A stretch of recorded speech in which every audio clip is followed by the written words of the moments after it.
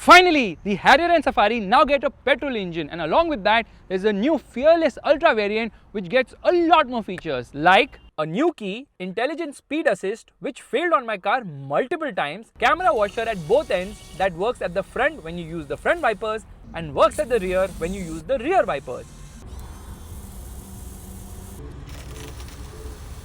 A bigger 14.5-inch QLED screen from Samsung, arcade app with a ton of apps including those for games and videos, built-in navigation that also displays on the instrument cluster, Alexa Home to Car has been added, it had Car to Home earlier, audio system now gets Dolby Atmos, sliding front center armrest, new white and brown interior color scheme, there are 4 USB-C charging ports, 2 at the rear, 1 under the front center armrest and 1 at the front, and all have been updated to 65-watt fast charging. The inside rear view mirror now displays camera feed and can record it too. Basically, it has an inbuilt dash cam. The outside rear view mirrors are now linked to the seat memory function and also dips in reverse so that you can better see what's on the road. But unfortunately, this system has a mind of its own. So here's the exact issue. I will adjust the mirror on the top side and just completely right. This is my perfect mirror position. Right, now I get into reverse. So obviously it puts the mirror down. That is what it does. And then as soon as I come into drive, it will put the mirror up but in a default position. So my mirror setting is completely gone. What the fluff? Mind you, the diesel hasn't got the Fearless Ultra variant yet. So all these changes will come to the diesel later. The Safari gets the same changes as the Harrier, but this one being the red dark gets 19-inch wheels with red colored brake calipers, #dark badging, a red interior theme and red leatherette seats. But in spite of the added features, Tata Motors missed an opportunity to address issues with these cars like there is no rear center headrest, the driver's knee touches the center console, the wireless charger is difficult to access and so is the USB port. The touch panel is fidgety to use, the new touchscreen isn't responsive at times, Samsung! The cluster is too far back and the dials are small, although the design is configurable. There is no mirror on the driver's side sun visor, the gloss black panels are prone to scratches and fingerprints easily. There is no blower control for the second row in both the cars. The Safari has it in the third row though. And the panel gaps and alignment issues continue to be there. Just look at the rear right windows beading. It's not even straight. The cheaper Sierra is actually more feature loaded and gets features like triple screen, AR heads-up display and adjustable front seat under-thigh support. Tata Motors should have changed the stocks of this car and used the ones from the Sierra. Other issues include a single switch for the sunroof and sunblind control, which wasn't the case when the Harrier first got a sunroof 5 years back. There is no one-touch up and down power windows other than for the driver. The Land Rover inspired gear lever isn't easy to use. The terrain mode rotary dial is slow to respond and because of its size, takes crucial space. The position of the ventilated seat button is out of sight. The spare wheel is smaller sized and difficult to access as it's placed under the body of the car and not under the boot. Ambient light has limited colors and not 64 colors, but at least it's also there around the sunroof. The power window switches continue to be from the Indica. Tata Motors has programmed the MID to never drop fuel efficiency numbers below 8 km per litre. What? Consistency is lacking. Some cars are having 45-watt charging at the front instead of 65-watt. What? Fortunately, there's still a lot to like about these cars. The dashboard looks really nice. I like it. The seats are big and comfy and the quilted ones on the Safari are just awesome. The rear seat is spacious and the winged headrests are very useful. The door pockets are huge and very usable. The panoramic sunroof is simply massive. Well, that's what she said. The 10-speaker JBL audio system has 13 modes and sounds fantastic.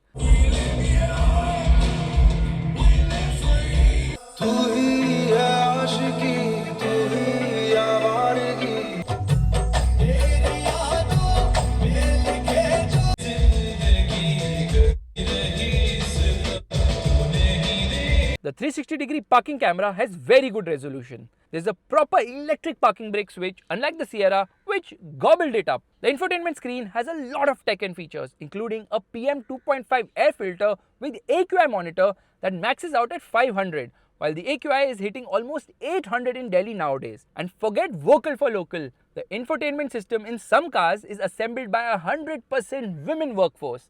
Nice. Because of their size, space is where these cars excel. The Harrier's rear seat offers good knee room, good leg room and decent headroom, but under thigh support is poor and the seat doesn't recline, and hence the seat angle is a bit upright. Meanwhile, in the Safari, you can slide the second row ahead and behind. There's an electric boss mode for more space, so you can stretch comfortably, and because the rear seat reclines, the angle is amazing too. Getting into the third row isn't easy though, and the seat folding mechanism needs both your hands. Footroom is poor, under thigh support is non-existent, headroom is inadequate for tall passengers like me, but if the second row seat is pushed ahead, knee room is just about adequate. While the 5-seater Harrier's boot is big enough, the 7-seater Safari's boot is useless with the third row up. But with the seats folded, there's good space, but you can't fold the seat flat if the second row seat is pushed all the way back. Also, both these cars have a cool Easter egg which is slightly different in the Safari, as it has a male lion too. It also projects it from the outside rear view mirrors at night. And of course, these cars have cool welcome and goodbye animations at the front and rear, which look super cool. Now, the main thing is, how are these cars to drive? Let's start with the Harrier. Oops!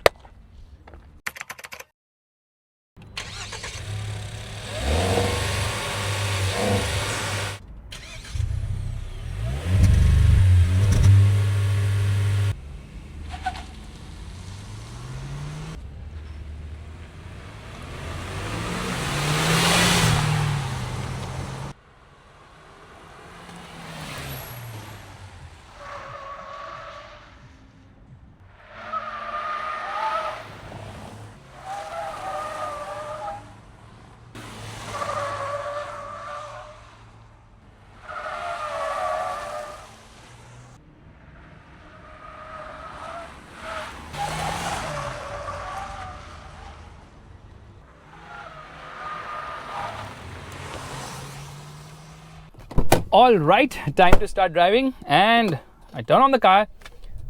There, it's quite refined, but some vibrations I can feel on my specialist timing hai. First things first, this is already turned on, so automatically by default it turns on every time you turn on the car.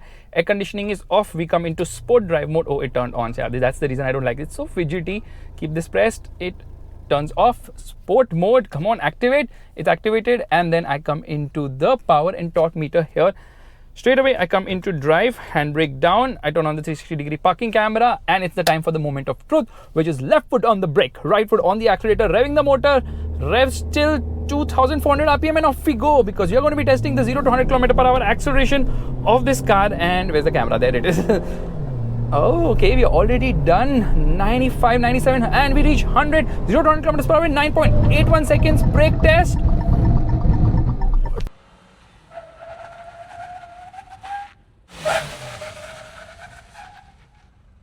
Too much noise. The ABS is very sensitive, and so is the traction control, but 9.8 seconds to go from 0 to 100 km/h is very impressive, because this is a 1.5 litre turbo GDI engine, which is absolutely phenomenal, because it makes 170 horsepower and 280 Newton meters of torque. So performance is very much likable here.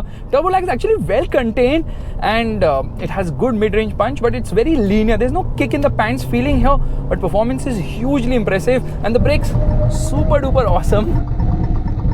Only thing is, there's too much noise coming from the ESP system. There's nosedive as well. It's kind of unfortunate. Anyways, let's get going again. 3 drive modes. There's city, there's eco, and there is sport.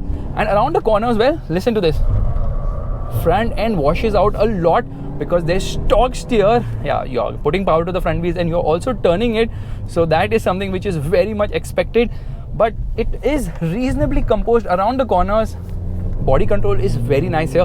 The steering has some slack in the center position, but weighs up decently well at higher speeds. Doesn't have much feel or feedback as such. In terms of overall performance, there's not much to complain about, because yeah, it's a light steering wheel and it centers quite fast as well.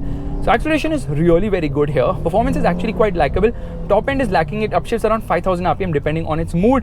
And around the corners, you feel the body roll, but tires screech, but it's actually reasonably fun car to drive.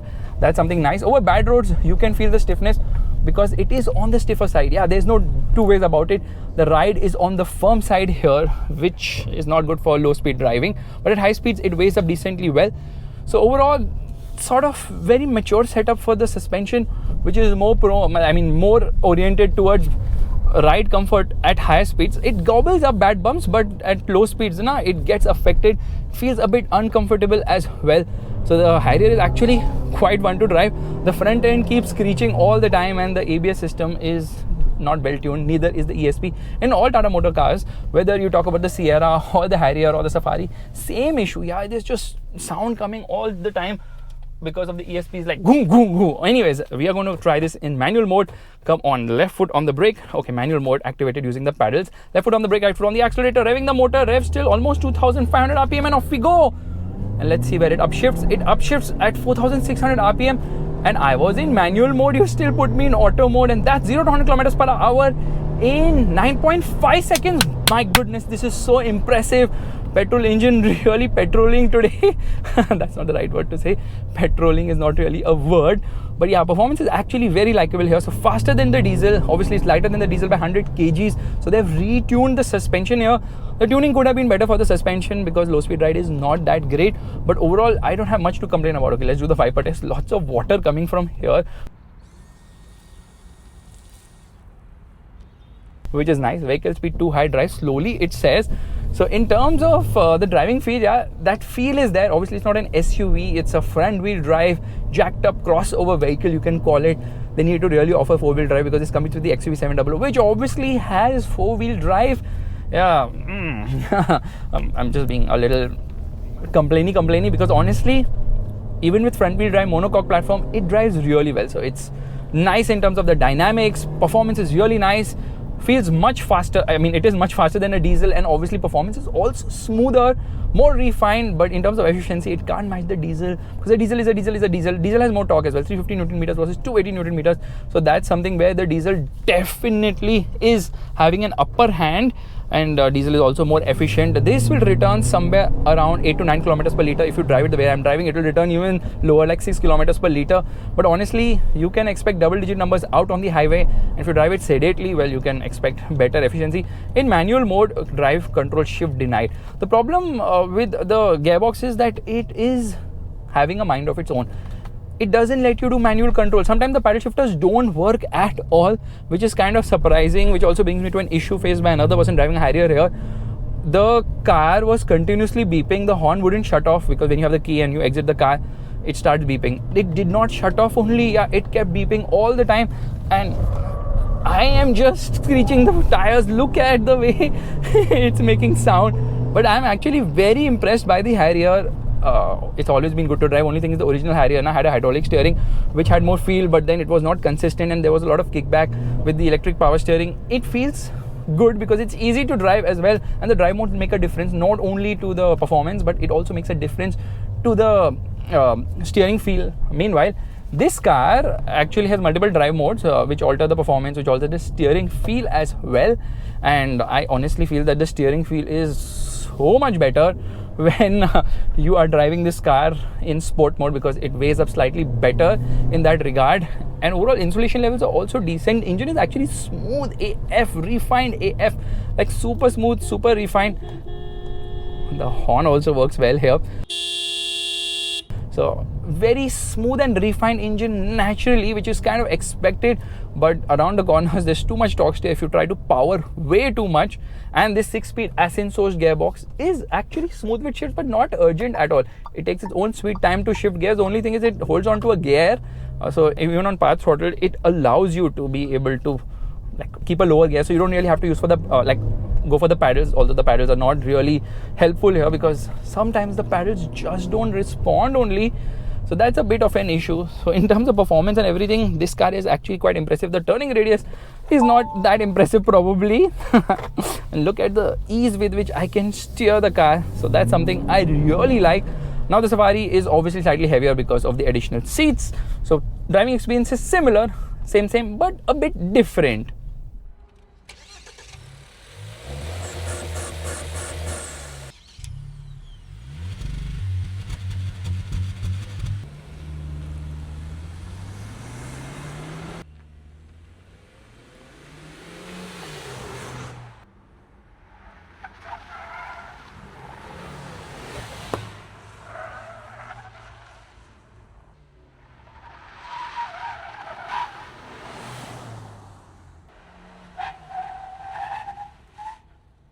And now it's time to give the unreal Safari the beans, because fake Safari sounds rude, na? Because the real Safari is a ladder frame, not a front wheel drive monocoque SUV, which is actually a crossover. So that's the thing. I don't like that they have used the Safari name. Tata Motors is like relying heavily on heritage to try to leverage the old nameplates like the Sierra and the Safari, but that's not the point. Straight away, elephant in the room, which is the car's acceleration timing with this petrol engine. So we are going to straight away get onto it, which means specialist timing gear. We come into sport drive mode. It came into eco or what? Sport drive mode, left foot on the brake. Oh, system failure, intelligent speed assist. Well, that's a new feature which doesn't work. Left foot on the brake, right foot on the accelerator, revving the motor, and off we go. Come on, Safari, show me what you got. Shifting under 5000 RPM. Is this a petrol engine or a diesel engine? I have no clue. I'm just kidding. 0 to 100 kilometers per hour takes, come on, 10.93 seconds. I did it in 10.2 seconds as well, so it's like half a second slower around the corners. Obviously, it just is having too much roll somehow because of the added weight and ESP system, which is very intrusive here, like super intrusive ESP system. Step on the brakes, it has this nose dive, and then look at this, okay? Yeah, the front end washes out so much freaking torque steer, and the brakes make a lot of sound.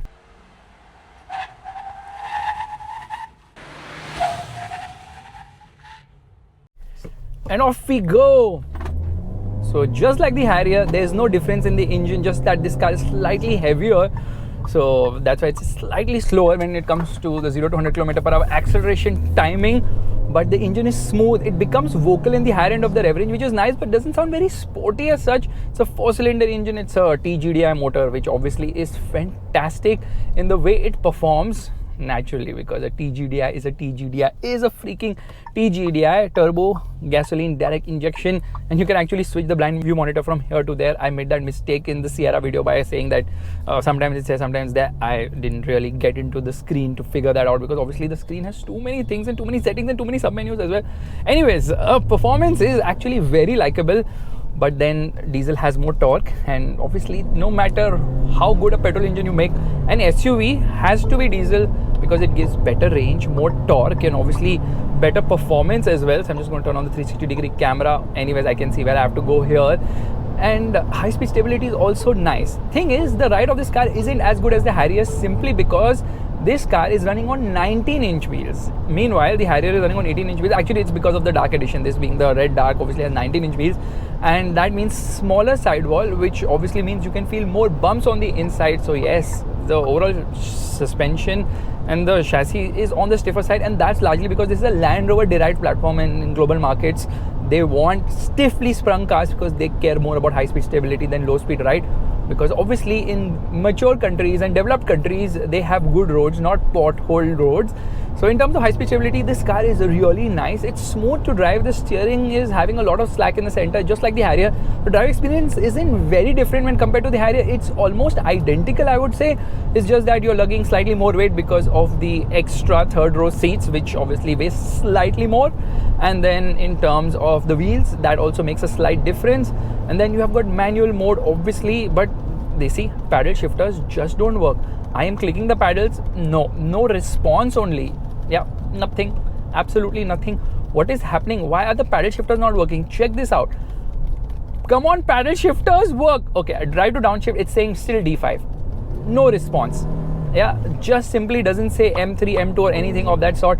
So the paddle shifters are kind of useless. Just remove them and subtract 30,000 from the price of the car is what I would honestly say, because paddle shifters need to work. That's like the most basic thing, and they obviously are not something like rocket science, because I remember when I've driven a lot of AMT cars also, paddle shifters have just worked. But here, I don't know.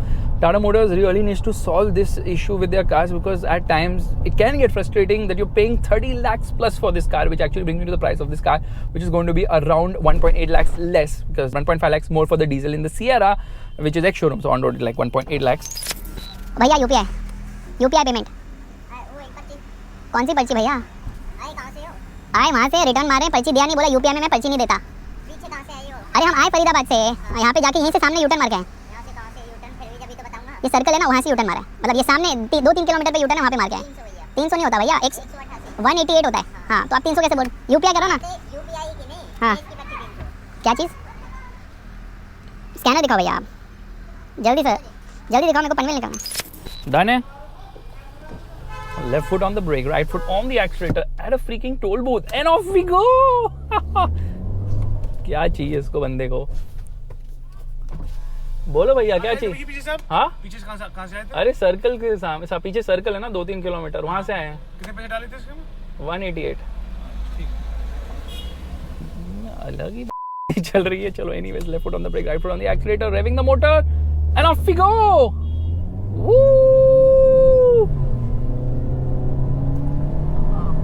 Let's see, 0 to 100 kilometers per hour. It's not going to be that impressive because obviously road is going to be slightly slippery around the toll booth, and that is 11.62 seconds. I don't know.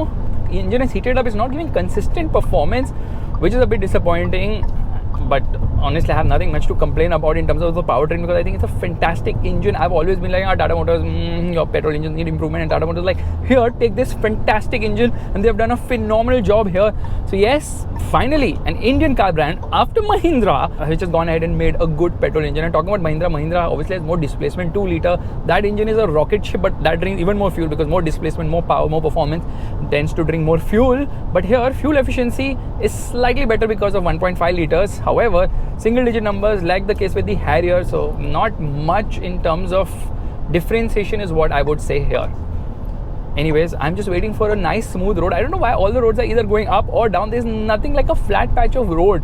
Whoever made the road never thought about that there's going to be a guy who's going to come with a specialist timing gear, who's going to stop the car, put left foot on the brake, right foot on the accelerator, into sports mode, and off we go. Traction control can't be turned off in Tata cars now. I don't know why that's the case, but that's kind of weird and that doesn't make sense at all because we should be able to turn off traction control so that I can get more performance. Although even with the traction control on, the tires do screech a bit, and the biggest problem which I face with Tata cars is that the ESP system it just interferes. It just randomly kicks in and you can hear the sound boom boom boom boom happening, and that kind of catches you back. They need to calibrate the ESP much better. They need to calibrate the ABS better as well, and they should have differentiated the Safari way more than the Harrier. I mean, they've tried to do it cosmetically and all those things, but you know, essentially this is nothing but the Harrier Pro Max, and it's also available with the 6-seater, so you have captain seats in the second row, and there's so many variants now. I cannot keep track of the number of variants this car has because it's absolutely insane the number of variants it has, and we're just going to make a quick stop here. Hazard lights on. I'm going to show you something really funky. Okay, I put the indicator on the left, I turn on hazard lights, and then I turn off the indicator, and this will still be on. The indicator is off, but still this view is on. Whether you're seeing it here or there, it always happens to work like this. I don't know why it is like that. Anyways, left foot on the brake, right foot on the accelerator. We just reset this, and hazard lights off, and camera on, and off we go.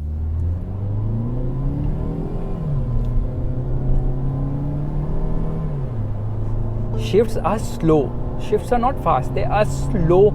There's this lag between shifts. So the ascent-source gearbox, which is a torque converter, is smooth with shifts but not very fast. And now I don't know why I'm losing more than almost 1.5 seconds from 0 to 100 km per hour. So the engine is not really performing consistently, which brings me to another pain point of this car, is that the engine is new. And never ever opt for a car with a new engine, whether it is from BMW or Tata Motors, because new engines can have issues. Let them first prove themselves in the market. And obviously the diesel engine is very well proven because that is an engine which is coming from Jeep or Fiat or Stellantis or whoever you want to put the name of for the engine, and it's very tried and tested. The MG Vector, sorry, I keep saying Vector, that also uses the same engine, and some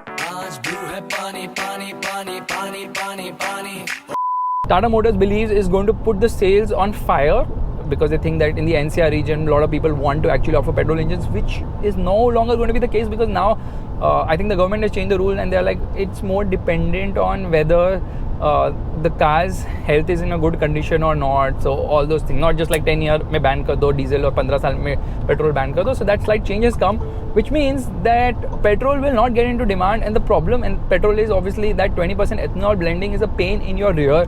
Because even though the cars are compliant, if you don't drive the cars for long, then there is some or the other issue with ethanol. I mean, there's a whole different topic altogether. You see all these bad patches on the road, no effect on the car at all because at high speed, it's so smooth. It's unbelievably awesome in the way it drives. So definitely, The Safari feels like a Harrier in almost every possible way, and that is a lost opportunity. A body on frame, rear wheel drive with 4x4, shift on the fly, low range transfer case would be so damn freaking awesome. Would address a different audience altogether. I remember when the first time I was driving the Safari, people were coming and putting the head below the rear wheel, actually below the rear boot. I like, what are you looking for? They're like, we are just, what the fluff is this guy doing?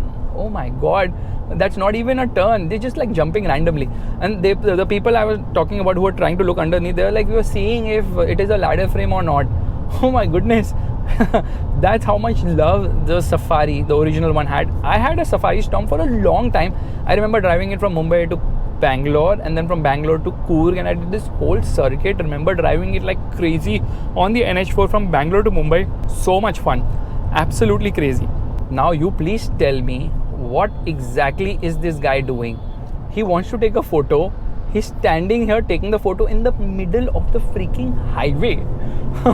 India is definitely, and I assure you, India is not for beginners at all. Well, I just realized why the car is so slow in terms of acceleration when compared to the Harrier, because we are in city drive mode and the position of the steering is such which is comfortable for me, but I cannot see the bottom display only. So I can't see the drive mode, I can't see the odo, I can't see the distance to empty and the speed sign detection. None of that can be seen. So yeah, ergonomic issues continue to be a problem in Tata Motors cars. Anyways, this is a nice road to actually test the 0 to 100 km/h acceleration time, which means straight away we come into sport mode. See, I'm pressing the button, but it's not coming into sport mode. That's weird. Drive modes have failed. See, come on. Why no sport mode? Let me try this. No, nothing is working. Yeah, I am continuously pressing on this button. It just not get into sport mode only. So I think I pressed that button earlier thinking it was in sport mode, but there's a problem with the car. It's just not coming into sport mode only. That is a big issue, that certain buttons and all are not working. Anyways, we'll turn on the hazard lights, which means that it's time to reset the vehicle, and hopefully now it should work. 1 hour mode, infotainment system will be active for an hour, and we turn on the car. Now hopefully it works. Now it worked because it is showing me that's activated. So we are in sport drive mode, and here we're in drive mode. Actually the ambient lighting color I think was changing, so if I change it here, it's coming into ambient lighting. Yeah, no, I don't know, there's some confusion, but it's finally activated sport drive mode. Left foot on the brake, right foot on the accelerator, hazard lights off, parking camera on, and revving the motor. 1 second, specialist timing here needs to be reset. Revving the motor, revs till 2300 RPM, and off we go. Come on Safari, show me what you got. Don't tell me that you can't be as fast as a Harrier. And I find it to be fast now. So that's 0 to 100 km/h in 10.27 seconds. So that's the kind of accurate time. So sub 10 seconds for the Harrier, and this one is taking approximately 10.27 seconds, which actually makes it fast considering it's a 7-seater, a 3-row SUV. So quite impressive in terms of performance. There is no two ways about it. And are the paddle shifters working? Yeah, now finally the paddle shifters are also working. Nothing that a restart can't solve in Tata Motors' cars. And their lane departure warning working at the moment. Check this out, okay? I am trying to dilly-dally on the lane. There, lane departure warning. Actually, they have managed to do a good tuning for the ADAS system as well, which definitely works quite nicely here. So as I see it, well, if I had to pick between the Harrier and the Safari, I am more inclined towards the Harrier, because at least the Harrier is not coming with the baggage of legacy. If I buy a Safari and then people ask me, which car do you drive? I'm like, Safari. Oh wow, how many times do you go off-road? I'm like, never. Mine is a monocoque front wheel drive jacked up hatchback, which you can call as a crossover. That doesn't really work now, unfortunately. On part throttle, you will never complain about the gearbox because it's smooth, it gets the job done. However, when you're trying to rip apart the engine by obviously giving it the beans, that time the gearbox is a bit slow, and even the red line comes in quite early. It should definitely be a little higher revving, but I think Tata and Mahindra are like, let's make different type of engines which have good mid-range punch, in which case this obviously excels a lot. It's able to lug all that weight. In fact, Tata Motors claims that this has a top speed of 216 km/h, which is very impressive. That's like Volkswagen territory, because actually the Virtuos is limited to 204 km/h. An Indian brand being much faster, well, insane, because this is faster than Mahindra's XUV700, which I think has a top speed of around 205 km/h or so. So this engine really is very, very, very impressive. Knowing that issues with paddle shifters can happen randomly, Tata Motors should have actually given the gear lever a Triptronic function, so you could just probably decide that, okay, I want to manually shift gears using this lever here, but that's not the case, and soon this will also disappear and the pedals will stay for regen when electric version of the Safari comes in a few years time. Look at how all things are bright. So when I turn on the lights, automatically it dims. They should have a sensor to do all this, na?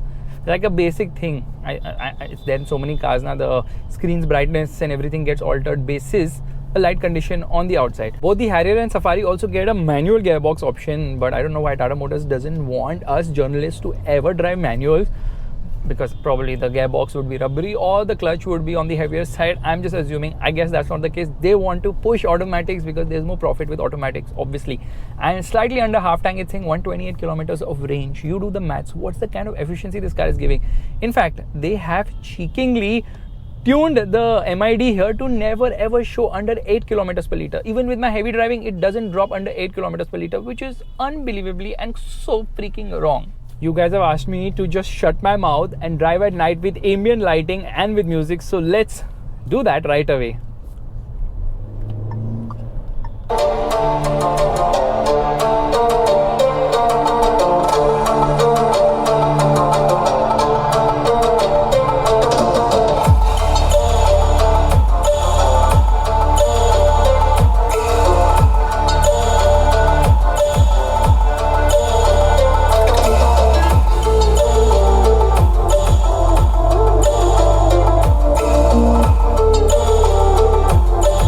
It says sync with music but doesn't really change the ambient light color.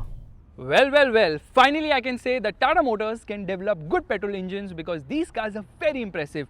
Good performance, very refined, but efficiency isn't that great because the turbo petrol engine obviously drinks a lot of fuel, whether it's from Tata Motors, Hyundai, Kia or Volkswagen. And on that bombshell, it's time to end with a big fat recommendation that you are better off with a diesel, because a diesel is a diesel in terms of fuel efficiency. It's absolutely unmatched. If you like this video, make sure to give it a thumbs up, that's the like button, and don't forget to subscribe to the channel. And I really hope that Tata Motors works on its quality, on its service experience. The refinement is obviously very good, the features are amazing, but once they nail the reliability of their cars and the service experience, there's no stopping Tata Motors. Bye bye.